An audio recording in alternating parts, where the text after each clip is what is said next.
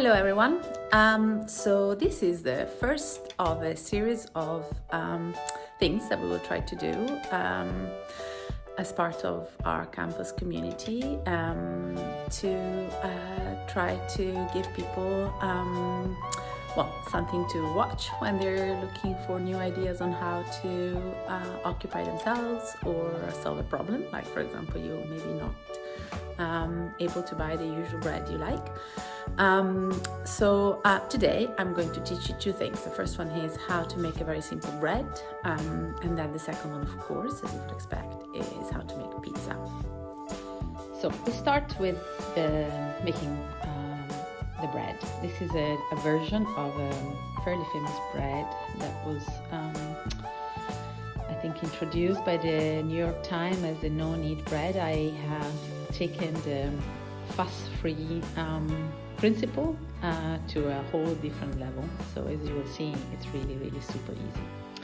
So first thing is flour, of course, and as you can see I have a lot of different flours here, and that is partly due to the fact that the typical flour used to make bread, strong white bread flour, is virtually impossible to find, so that's all I have left for God knows long. But in general, I've always used different kinds of flours when I make this kind of bread, because it's kind of nice to mix up different types, and I don't do it by putting in a specific amount of each. I just sort of put a little bit of this and a little bit of that. And actually, normally I make this bread without measuring everything, but I don't think that would be something that viewers would appreciate. So I've measured the water, and I'm going to tell you in a second how much there is, and I've also taken a scale here to tell you something about an appropriate quantity. So I have put my bowl here on a scale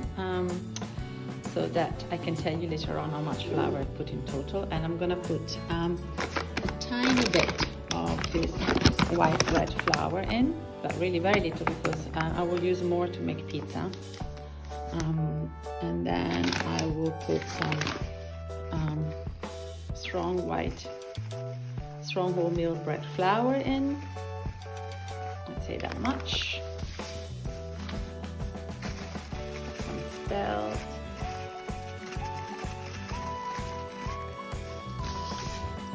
A bit of strong brown. And so what I have here, good amount, it's 500 grams of flour. Okay, so now we're gonna put a tiny little bit, like really a pinch of salt, a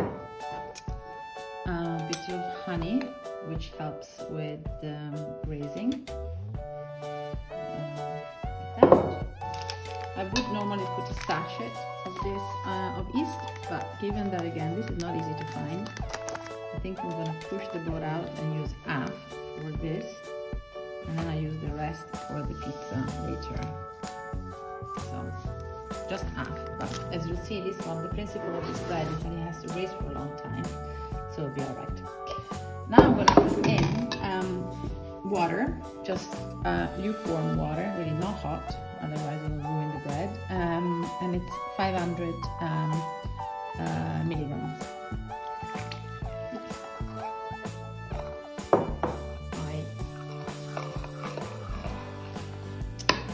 Mix it.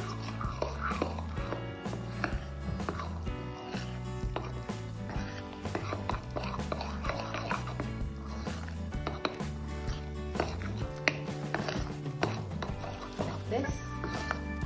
Now this is a little bit, so as I said, I never measure, right? So I was just guessing. But by looking at this, I realized right away that this is a little bit too wet.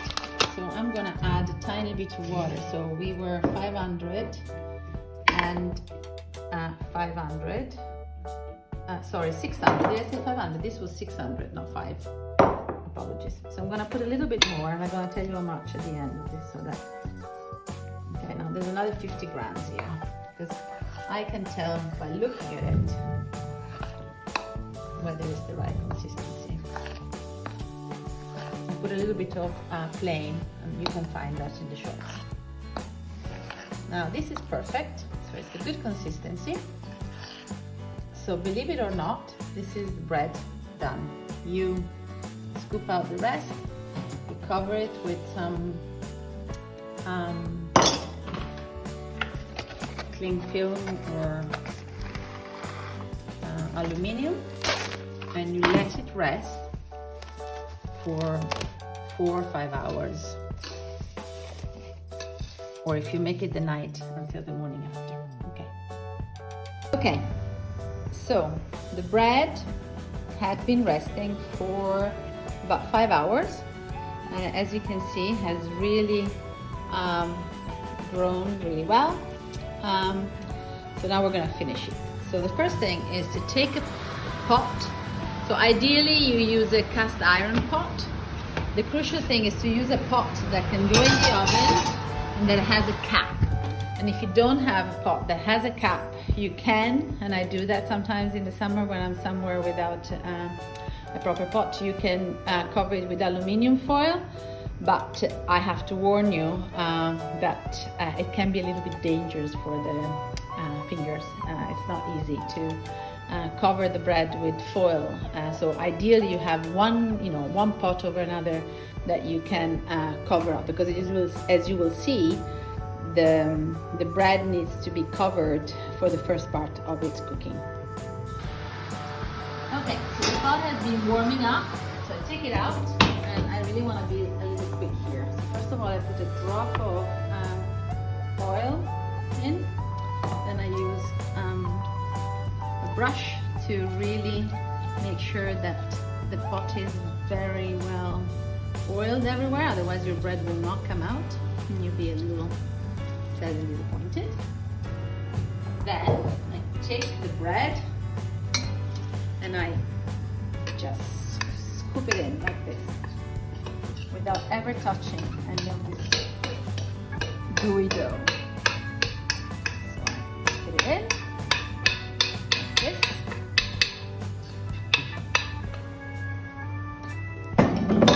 Take the cap,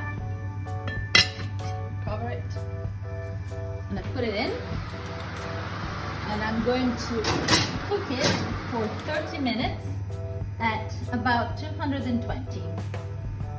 So now the bread has been in for half an hour. It comes out, take the top off, beautiful. Now it has to cook for another 15 minutes without a cover. I'm gonna lower it a tiny bit, maybe 210, let's say, and leave it there for another 15 minutes. I think it's ready. Comes out. Now, hopefully, it will come out easily. Oh yes, great, voila. So the other important thing is that it needs to be left to dry and to get the steam out for quite a few hours, so it's nighttime. So I'm going to leave it here until tomorrow morning. We're going to cut it and make French toast actually.